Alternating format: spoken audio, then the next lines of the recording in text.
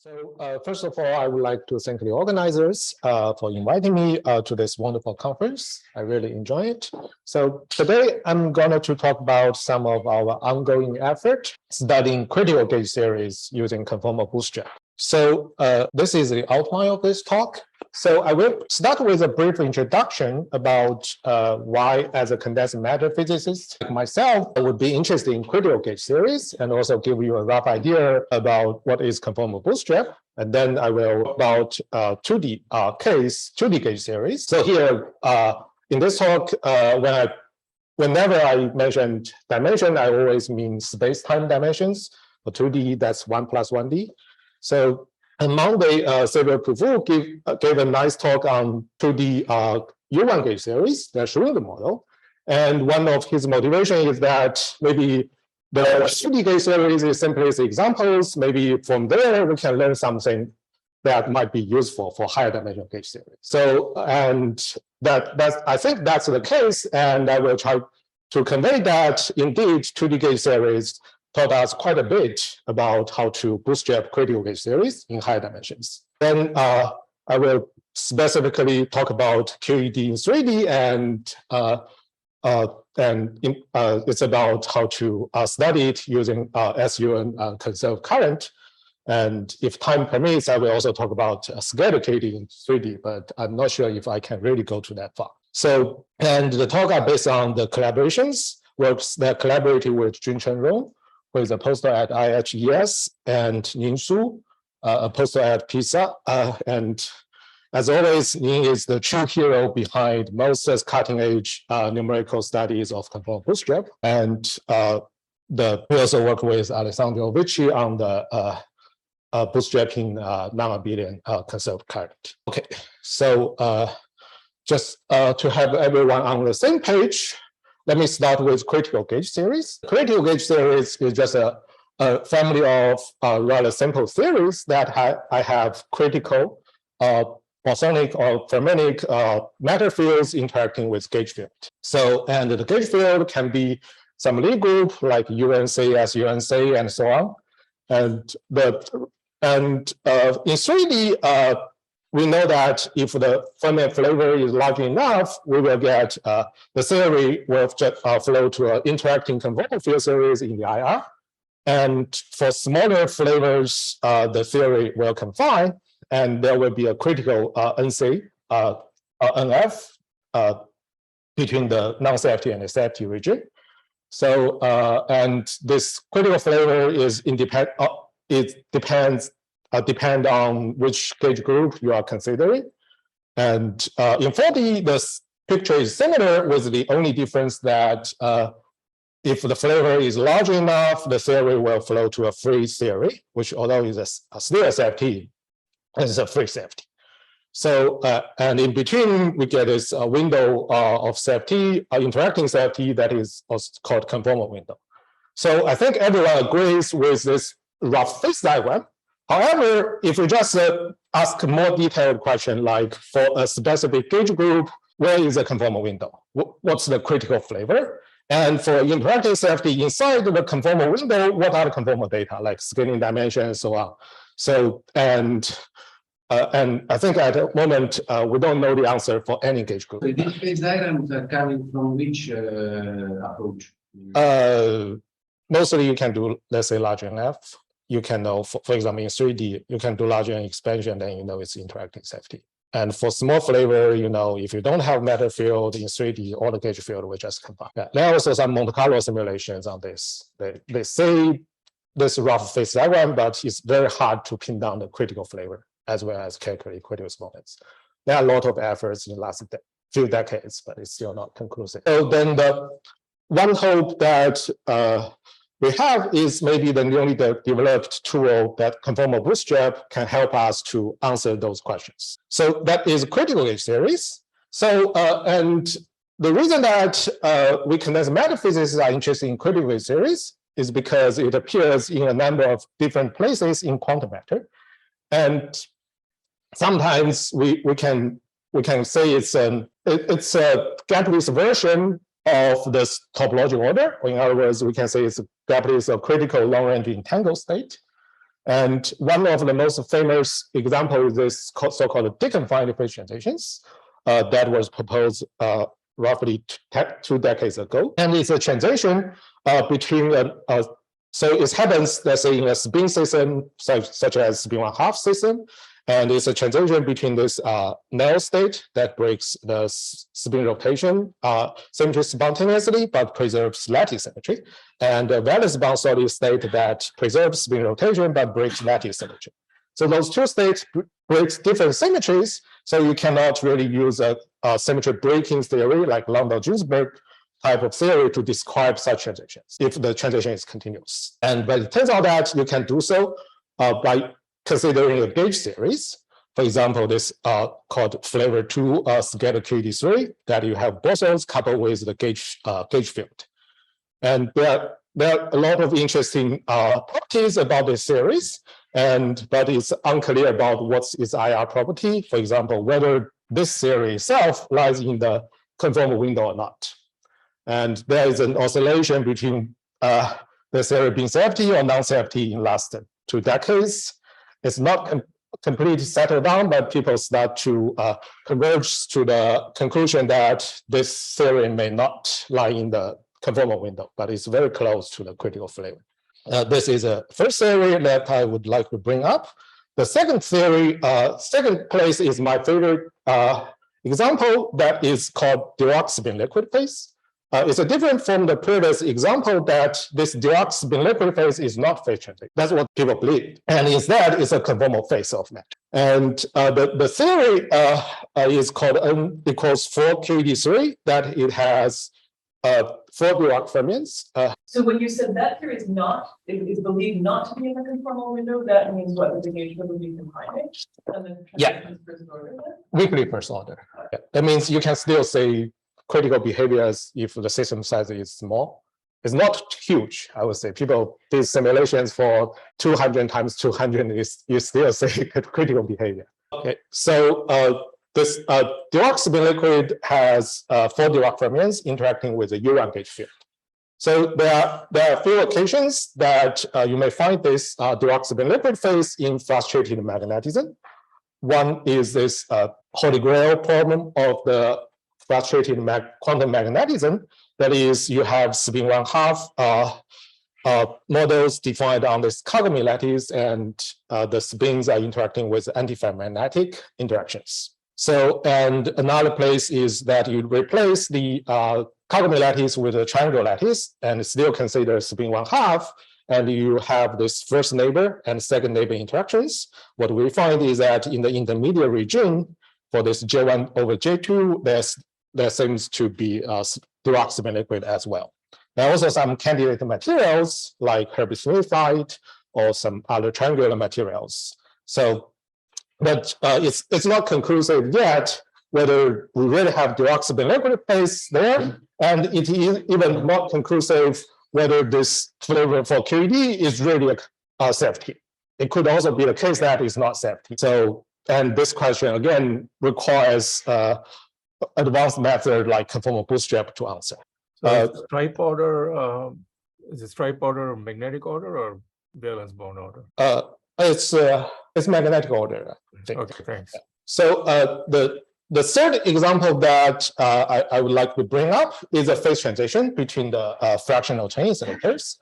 That's nothing but fractional quantum Hall state on a lattice. And so you can consider, as you know, for fractional chain state or fractional quantum Hall state, you get infinite number of different states with different filling factors, Hall conductance, and so on. So you can consider the phase transitions between them, and for any 2 states, the phase transitions will be some gauge series, like the QED3 Chen-Simons series I wrote here. So you have different flavors, different Chen-Simons levels, and so on. And what we have shown is that for those fractional chain insulators, in principle, you can realize the entire family of the transitions, no matter which NF and Chen-Simons level, including the Chen-Simons level. You can always realize, in principle, realize them in condensed matter experiments, like this Andrew Young's group's experiments. So it will be fun to understand those theories better and then fit the compared with the experiments. Just a naive question. So where do those big transitions lie on the plot? Okay, that's a good question. So you say this plot? No, the one on the map. I don't know. Yeah, that one is a fractional quantum Hall. So what we consider is fractional change later. It's slightly different because in fractional quantum Hall, disorder is essentially there, but we want to run away from disorder. So, but it's similar. On the right-hand side, you see there are many lines, right? Different lines correspond to different quantum Hall state. That's a different fitting factor. And then you say sometimes those lines cross, and that the cross, and that is where the phase transition would happen. What's happening then in the large kind of turquoise region where we don't see anything? I don't know. Yeah, maybe. Yeah. Okay, so that is the motivation for me to study critical series using Conformal Bootstrap. So let me also say a bit about what is Conformal Bootstrap.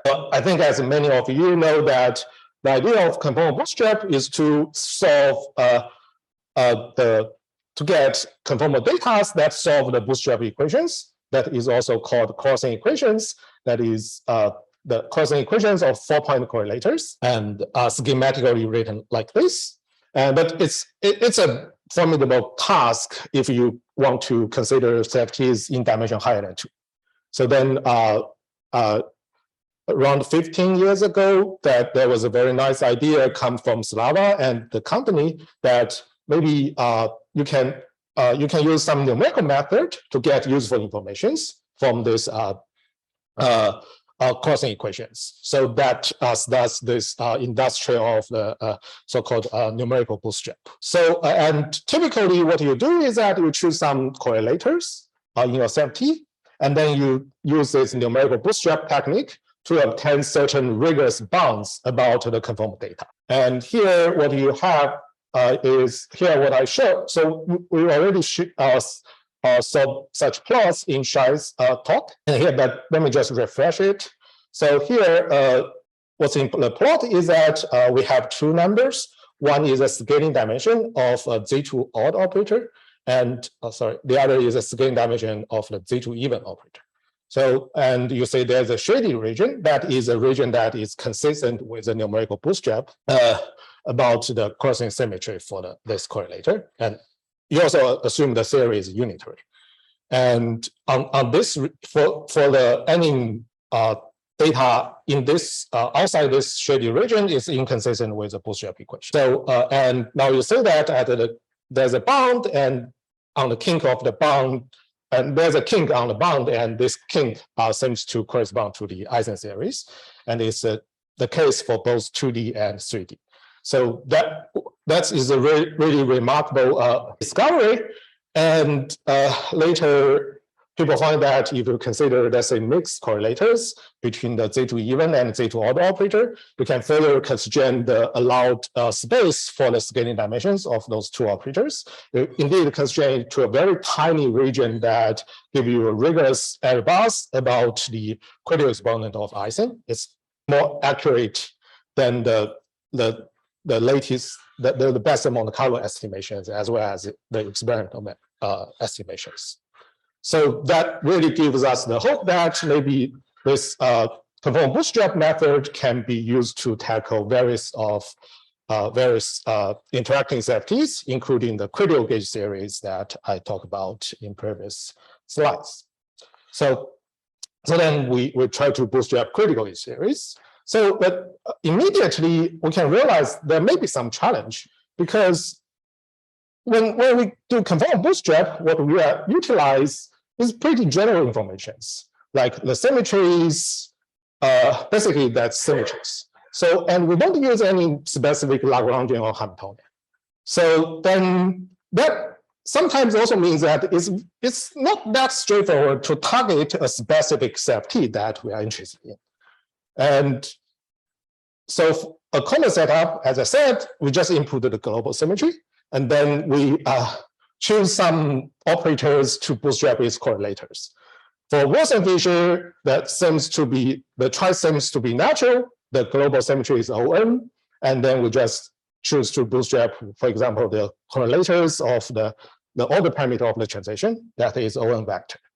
While for gauge series, the business is different because we know even if you specify the global symmetries, it's not enough to specify the gauge series because you can still change the gauge group. For example, you can just consider bosons or fermions coupled with a UNC gauge field. And for any NC, you get identical global symmetries. And then you can ask, what operators should I bootstrap? Like fermion bilinears or multiples. And again, they look similar. They sit on the same representations of your global symmetry for any different density. And their scaling dimensions are also similar in the sense that the leading order scaling dimensions are the same. The difference would only kick in the subleading order, but it's something that is not that easy to really use in bootstrap calculations, in particular for the interesting situations. Okay, so in other words, the gauge field really don't appear in your bootstrap equations. So then the question is, how do we really say the gauge field in a bootstrap study? So that brings to the second part, that is the toy model in 2D, where it tells us a very good idea about how do we really distinguish different gauge groups, the rank of the gauge groups. So any questions? All right, so let me start with a not well-known duality between 2D gauge series and 2D CFTs. So the duality says the following thing. So if you just consider 2D gauge series with NF flavors of fermions coupled with certain gauge field, the gauge field again can be U, SU, SO, and SP, right? And the fermions sits in the fundamental representation of this gauge group. So, and for example, on Monday's talk, the Schroeder model is that you just consider U1 gauge field. And the claim is that this gauge series in the IR will just flow to the Fermion CFTs, that's Westrup-Witten CFTs. And the rank of the gauge group becomes the level of the Westrup-Witten CFTs. So indeed, this duality is something like level rank dualities of Chen-Simons series or the Westrup-Witten CFTs as well. So, and you can, you can prove this exactly for some special cases. For example, U1 gauge field is Schroeder model is exact solvable, so then you can show that it flows to SUN level 1. And there are also some special cases, like if you consider SUK gauge field, put k equals 1, we know that's free fermion, while the Westrup-Witten theory is also free fermion, and so on. And you can also like do some more advanced. You can either convince yourself the global symmetries of the gauge theory is identical to the Westrup-Witten theory, and you can also show the anomaly is the same as detailed in this nice paper by my colleague John McGomez. Is it difficult to fix the level of the yeah, you can do that by turning on some four Fermi interactions. You mean change the level of? No, not how do you change the level. How do you get the level of K? Oh, you can just get it from anomaly. Yeah, that was done in John-May's paper. Yeah. So the UV is, for example, the first one is, UK coupled to NF fermions? Yeah. Sorry, so you can't see this from the cosine construction. It's actually similar as cosine. Yeah, you can understand it is using cosine construction. It's also written in John-May's paper. Yeah. Indeed, for any cosine CFT, you can write down a number of gauge theory descriptions just using the idea of cosine construction. Is that the Yang-Mills term is irrelevant, but once you choose a singlet of the gauge group, you end up with some sort of constraint that illusionization gives you. The idea is roughly like this. Yeah.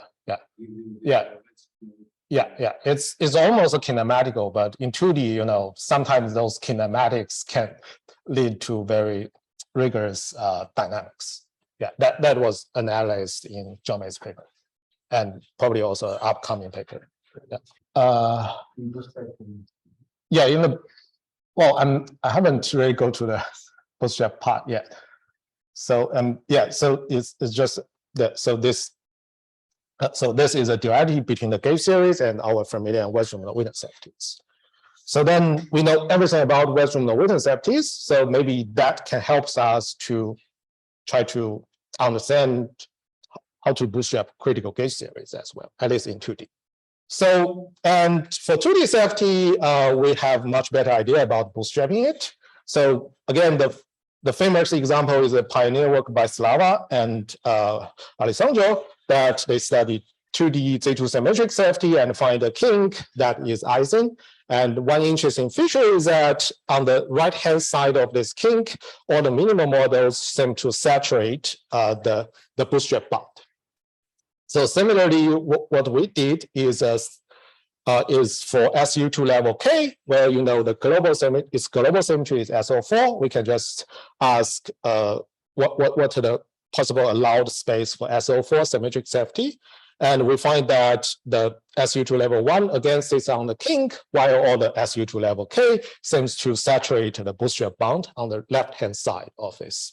So, and those two examples, and for those two examples, we precisely have the situation that we have a family of safeties that share the same global symmetry, as well as a very similar operator spectrum. Only the numbers are slightly different for most operators. But sorry, is there a reason why SU2 level 1 is the kink, but all the others are not kinks? Right. I will get to that in next slides. Yeah, good question. Yeah. So and this so as Wachenko asked, something is special about Ising or SU2 level 1 that makes it appear at the kink. So that means indeed we can use that type of information to target the theory that we are interested in. So and indeed that is related to the very profound feature about 2D property of 2D safety that is called a null operator. Let me just give you the example, walk you through with the example of this SU2 level K Westermann-Witten safety. So again, its global symmetry is this SO4. You get SU to left and SU to right. Then you can ask what is the operator spectrum in different channels.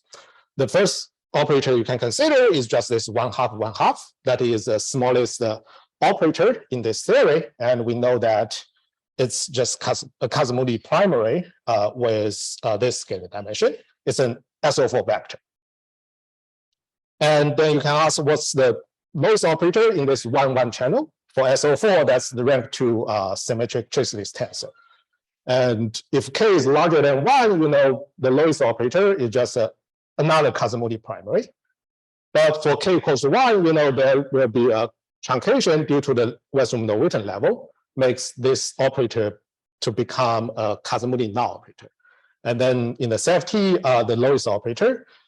So here I'm talking about quasi-primary, not necessarily Kazamudi primary. So then the lowest operator will be some Kazamudi descendant that you generated like this. So it has scaling dimension 2. So now you say there's a sharp difference between the K equals to 1 and the K larger than 1, and the difference is really just this Kazamudi null operators. And now you look at this plot, you immediately realize that, okay, the SU2 level 1 sits at the kink because the operator we are bounding becomes a null operator for SU2 level 1. That's why you have to go to the next operator that gives rise a kink. So, and in previous study, people also find that the kink of the Ising, 2D Ising can also be understood in this fashion. And it's correspond to some Virasoro null operators in the algebra.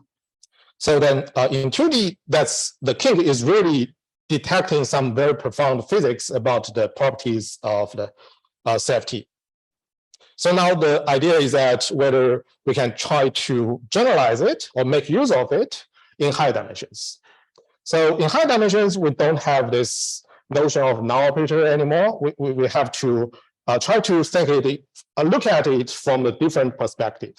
So so then we call such operator as a decoupling operator. So the way to visualize it is that, again, we consider SU to level K Westermann-Witten safety, and we can write down its 4-point correlators. You say that, so schematically like this, it's a function of the crossing ratio as well as the Westermann-Witten level K. Yeah, you can find the exact expression in Yellow Book, for example. And for Westermann-Witten model, we know that the level K should be an integer, right? But on the level, from the perspective of the correlation functions, it's an analytical function of the Westermann-Witten level K. So then nothing prevents me to promoting this integer value K to a real value K. Then it's a sensible correlation functions, unitary, everything is satisfied. And then you can decompose these correlation functions into the global conformal block, ask what is the operator contents, what's the spectrum, and so on. So then we look at this 1-1 channel. That is where the null operators will appear for level 1. We can get the leading operator will be have this scaling dimensions with this OPE coefficient. So now, so here is a plot for this OPE, the square of the OPE coefficient. Now you say that this OPE coefficient becomes 0 precisely at K equals 1. So then we know that that's because it's a Kazamudi null operator for K equals 1. That's why it should not exist in the spectrum. From this perspective, we can call this Kazamudi null operator as a decoupling operator, meaning that as I continuously tune the Westermann-Witten level at K equals 1, this operator decouples from my spectrum. So then for such a decoupling operator, then we can easily understand it from other perspective, as well as try to generalize it to higher dimensions. So again, we can use this this duality between gauge series to understand why we get null operators or decoupling operators at level 1. So it's a simple homework of classifying operators in gauge series. Let's try to do it right now. So again, we consider SU on level K Westermann-Witten safety, and we can ask what are the operator content there. We classify the operators in the global symmetry, that is SU on left, SU on right, right? And the lowest operator is again just a bifundamental of those two SUN symmetries. We know from Westermann-Witten series side, we know its scaling dimension is like this. So in the larger limit, it's just 1. So the natural guess is for gauge series, that's just a fermion bilinear, which we all know that its larger scaling dimension is just 1. And then we can ask, for example, what is lowest operators in this channel that I have 2 blocks in a column that I anti-symmetrize this flavor index.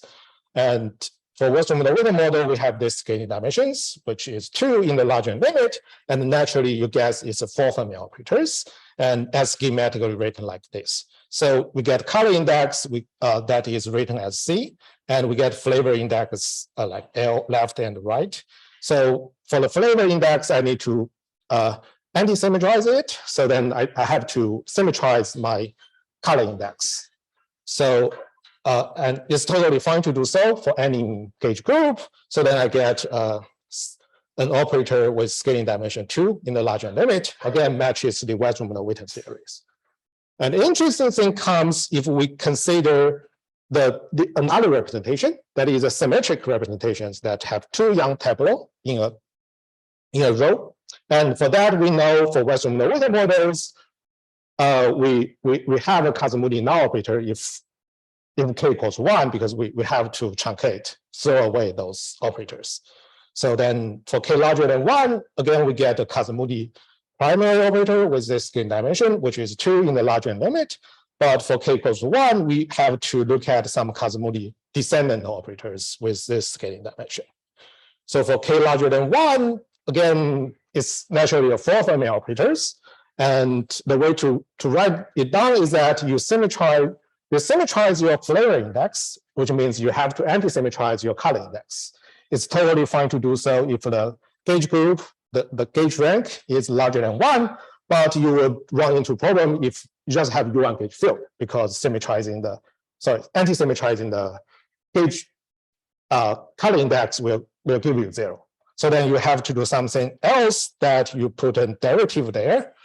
And with this, you can then symmetrize your flavor index. Then this gives you an operator with scaling dimension 4 plus 1 over corrections, which again matches the what we know of about the Westerman-Witten models.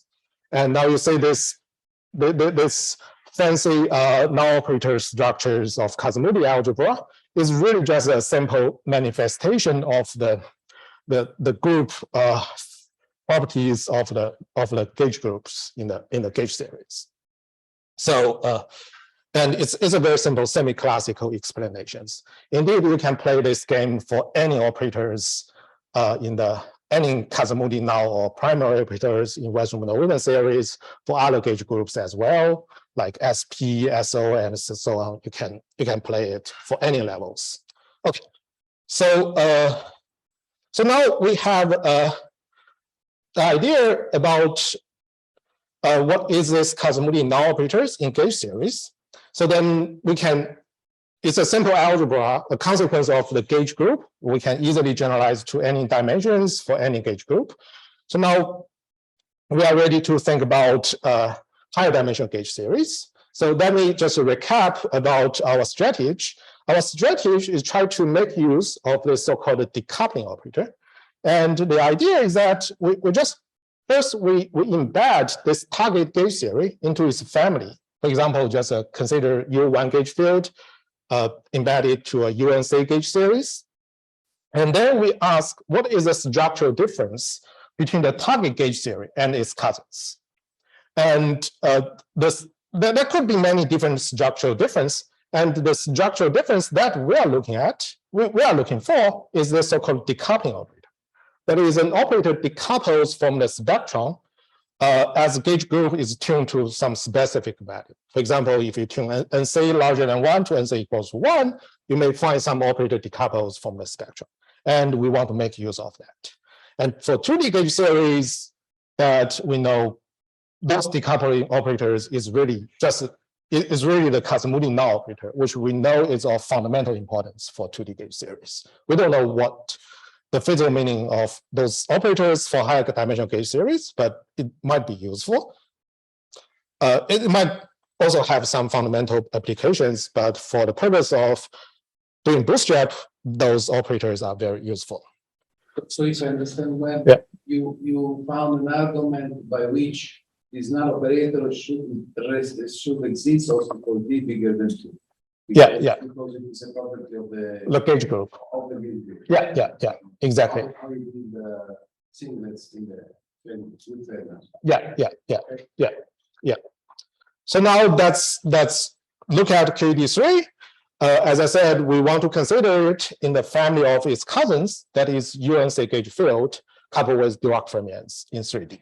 The global symmetry of all those series, independent of NC, is just SUNF, PSUNF times U1.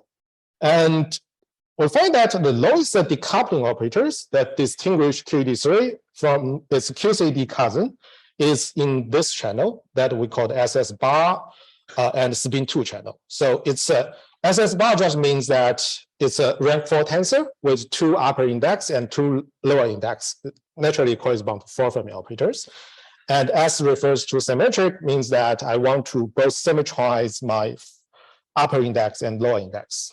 It's similar to this Kazamudi null operators for SUN level 1, right? You also want to look at the symmetric channel. Yeah. Can you say again the logic of why these are null?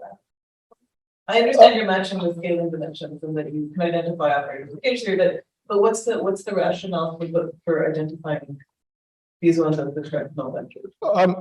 I'm not saying it's a null operator of higher dimensional gauge theory. I don't know what that means. So what I'm saying is that decoupling operators is like, if I consider, let's say, a family of gauge theories with UNC symmetry, they have the same global symmetry.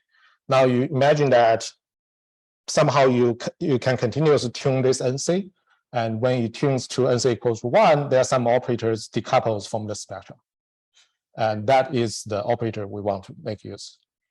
Because just semi-classically, you cannot write down those operators because it all, for example, here, you can semi-classically, you can write down from the gauge theory, you can write down the operators, right? But sometimes some of those operators become zero. Yeah. Just to understand, the reason why they become zero is because they involve anti-symmetrization of color indices, and now we only have one color. Yeah, exactly. Yeah, it's a very simple consequence. Yeah. Yeah, but in 2D, you say it's really just explains why you have those Kazamudi null operators. And it magically matches for any level, any gauge group, and so on. Okay, so for QED3, we want to consider the symmetric wrap. And it turns out that we also have to look at spinning operator rather than a scatter in 2D. The difference is caused by the fact that the fermions is in the spinner wrap of your Rollins symmetry, then you have very sensitive dimensional dependence on different space-time dimensions. That's technical details.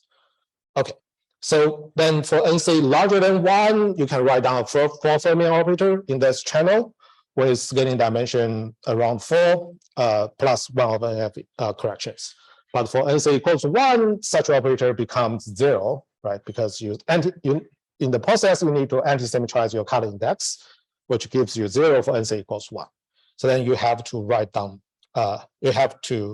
operators like this that has scaling dimension around 6 plus 1 over F corrections. So now you see that there's a very simple structural difference between non-abelian gauge series and abelian gauge series and the QED3. We want to make use of that, just like in 2D, we want to make use of the Kazamudi null operator. So with a little bit analysis, you can indeed convince yourself that the most efficient way to detect such decoupling operator is instead to bootstrap SUN current rather than other operators like fermion bilinears or monopoles. And that's why we start this with bootstrapping SUN current. And of course, there are a number of reasons that to start with SUN current. The first is that is a general consideration that as long as you have this conserved current, they will impose strong constraints on the theory space, right? And in particular, for this such a bootstrap setup, the scaling dimension of the operators is fixed, right? You don't need to tune it. That also would constrain the theory space much more than the usual setup. And people have studied this U1 current bootstrap before, and recently, thanks to this very nice development, so-called blocks 3D, that enables us to calculate any conformal block of any spinning operators, any spinning conformal block that makes this bootstrapping non-abelian current possible. Okay, and IJ, I mean, that because it's an adjoint wrap of SUN, so then that the IJ is just the SUN index. Yeah, mu is the space-time index. Another reason that makes me to think, yeah, currently is the thing you should start with, is because the lesson from 2D gauge series, as I said, is West-Druminov-Witten CFT, and we know for West-Druminov-Witten CFT, the current algebra defines everything, right? And in other words, the correlator of current defines everything about the safety. So then in 3D, we don't have current algebra, but it's a natural guess that the correlator of current is one of the most important thing that you want to include to define the gauge series for the correlator. And there are also practical motivations. As I explained, we want to make use of decoupling operators, and it's mostly effectively detected by the SUN current. And the other thing is that once we are bootstrapping spinning operators, we can impose parity symmetry that naturally exclude all the Chen-Simons series in 3D, which also shares the same global symmetries like SUN and so on, right? So yeah, so then with with current bootstrap, we can really, it seems really powerful for many considerations. So now that's we try to bootstrap it. So then, as I advertised, we want to make use of the decoupling operator. So then, why don't we just bound it? So that is a result for NF equals 100. So now you can say the y-axis is just the scaling dimensions of this decoupling operators. The x-axis is some scaling dimensions of some spinning operators. So here is a spin 2 operators in the adjoint channel. Here is for the plot on the right-hand side is a spin 3 operators in adjoint channel as well. So now you can see that there's very tiny, very thin spike on the leftmost of this plot. So just remind you that those are spinning operators. Then the leftmost is a unitary bound, right?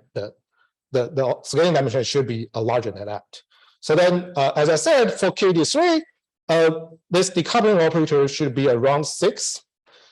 So if you require that, then that means the operators in the x-axis should be very close to the unitary bound. And these operators are indeed the so-called slightly broken higher spin current, SUN. Yeah, it's SUN 100. So but it was 6 for the KD. Yeah, it's 6 for KD. And for SUN, it's 4.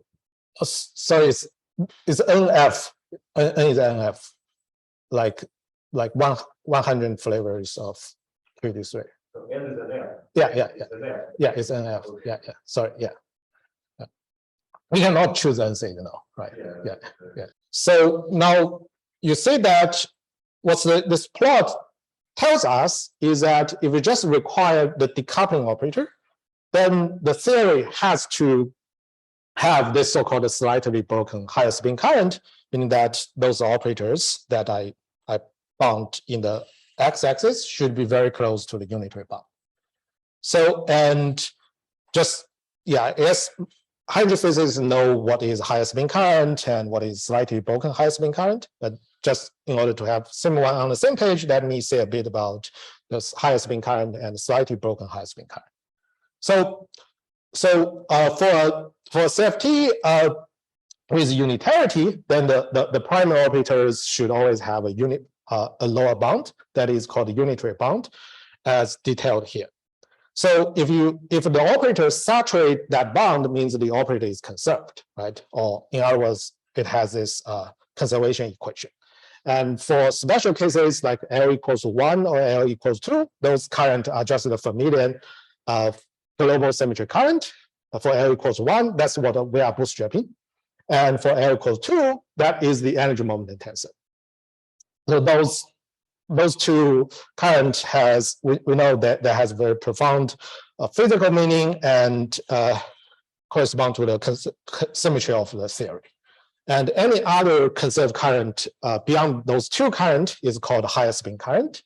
And we know theories, a few theories with this higher spin current, for example, free theories like free boson, whose higher spin current can be schematically written as this, and also free fermions, whose current looks like this, and also 2D CFTs, right? So and indeed, if you exist one, not all the higher spin current, that means you will probably also get all other higher spin currents, and it will lead to some integrable sectors. So in other words, the higher spin current indeed can impose very strong constraint on the safety. Okay, so and then what is slightly broken higher spin current? That means those operators are not conserved. Instead, it acquires a small enormous dimension.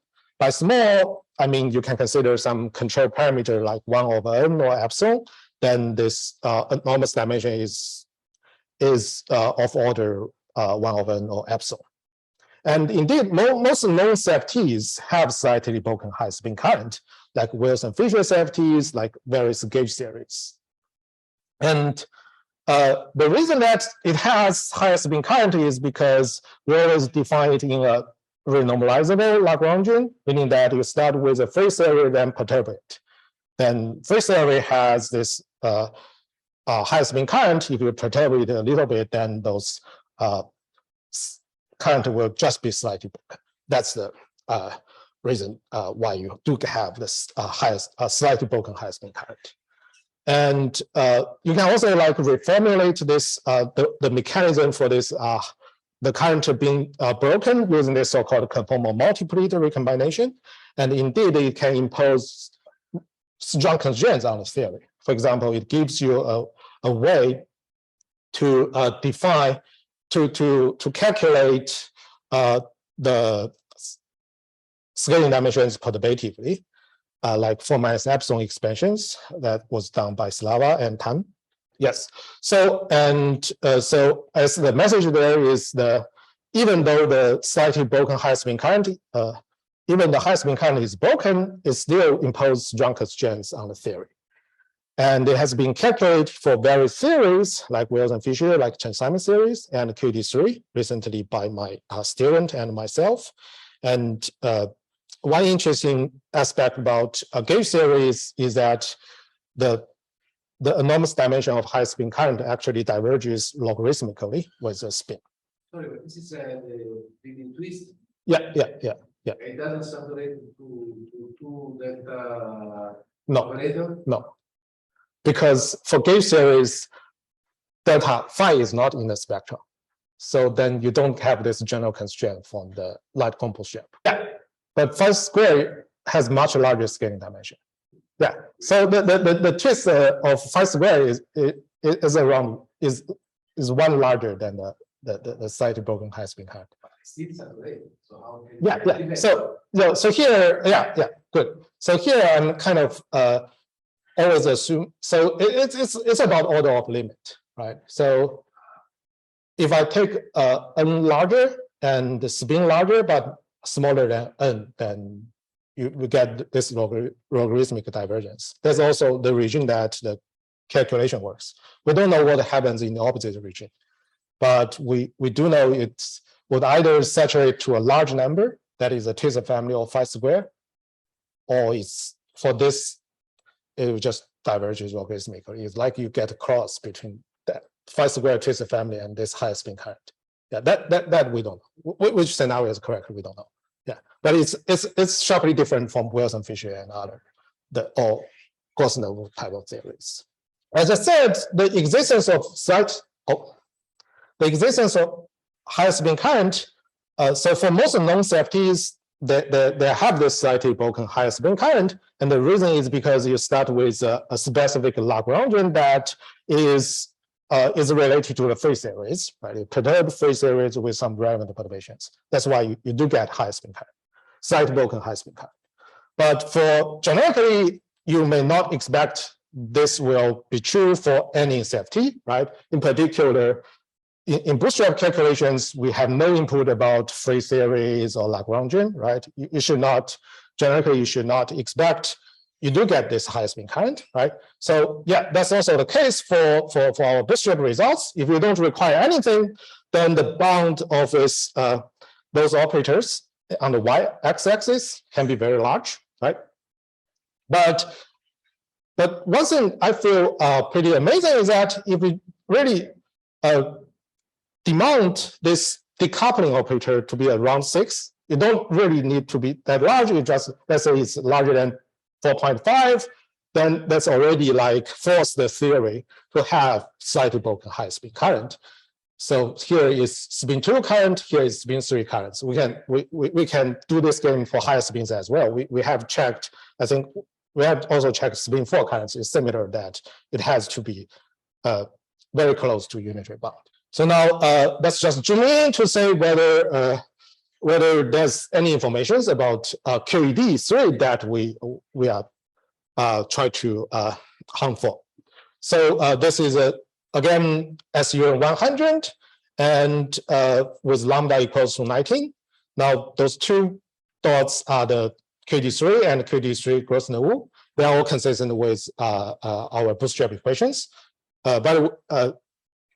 So now you say there's still quite some distance between the, let's say we have a kink here, they are still quite far away from both theories that we hope to bootstrap. And this could be the convergence issue or some other issues we don't understand. And one first thing we did is that we just impose very mild gap that to exclude QED3 Gross null. For example, we just require that the theory doesn't have any relevant singlet. Yeah, it's a pretty mild gap. And then we find the region gets further constrained. And now it's much closer to QED3 as shown here. So, and you can say it's not convergent yet, right? So, and even it's not fully converged, you say the position, the x-axis is somewhat close to the what we expect, what we get from larger. The difference is smaller than 1 over NF, but still we cannot really conclude this kink itself is QED3. Yeah. There could be some other theories for which the same decoupling happens. Yeah. For example, if you add charge scalar map and some number of charge scalars. Different to the formula. But then that theory will have a relevant singlet. So in this plot, we assume there's no relevant singlet. I think those can be excluded. Yeah, we can chat offline. Yeah, so yeah, but it's generally true that there may be other theories consistent with this assumptions. Then the idea is that we want to find out those theories and impose conditions that to kill this series. That's a game we want to play. So, okay. So can I ask one more thing? I mean, so can you do NF equals to odd? So it has a anomaly. Yeah, we can. Yeah. So do you see a even odd effect in this? Oh no. Okay. It's kind of expected. At least for this current, is smooth with NF for this correlator. Yeah. So may I ask? Yeah. So you would like this blue dot to reach the boundary, right? Yeah. And one thing we would like to know is the 1/n correction of this decoupling operator. Yeah. So here, what I use is just like the leading order is 6. Right. We want to know the correction is whether it goes up or goes down. That is also very important for us. If it goes down, then probably means the kink is unlikely to be QED3. The x-axis is really thin. The x-axis is really very thin around. The y-axis is a bit. Well, it's you can say it's also like the order of 1 over F, right? It's smaller than 0.1, right? You could have cheat a bit by making a smaller axis. Oh no, it's But you change it in the axis. No, I don't want for myself. But I guess the important message is that this decoupling operator really forces the theory to have slightly broken high spin current, which to me is non-trivial. And it's also close to the QED3, right? So then we plan to do is that we try to do something else to really pin down things. Okay, and just to show you that for small flavors, we also get something similar, meaning that we do get kink there, but the region becomes much larger. It's also kind of expected because the enormous dimensions for small flavors will be very large. And to Chen Ke's question, we did SU3, you say the plot is somewhat similar, right? There's no really sharp difference between different NF. So I think I'm almost running out of time. So let me just skip the last section, which I don't have time to go with, but let me just maybe say 2 or 3 minutes about this. So we can also play the similar game for scalar QED in 3D that, again, we can ask what is the decoupling operators there, and different from Fermions, what you want to look for is the anti-symmetrical representations of flavor index. It's kind of expected, right? So then we can identify the decoupling operators for scalar QED as opposed to its non-abelian cousins. And we can then just bound these operators. For this, we don't need to do flavor current. Instead, we can just do boson bilinears. Then again, you find very sharp kink for large NF, and the position of this kink is close to scalar QED. But it turns out that, there we can do much more accurate calculations with very large lambda. Then we know for sure that this kink itself is not scalar QED, but it says something about scalar QED. And we also do something else more, and we are able to, let's say, get a small island for with in 3D. If NF is large enough, we get the island with the scalar QED lives in it, but you can say the island is still somewhat large.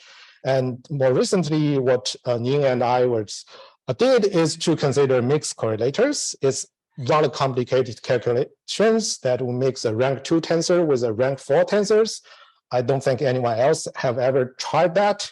And you can say it's, in the end, we get 52 equations and a lot of components of the crossing equations. But yeah, we managed to do it, and then we get the allow region to shrink to much more.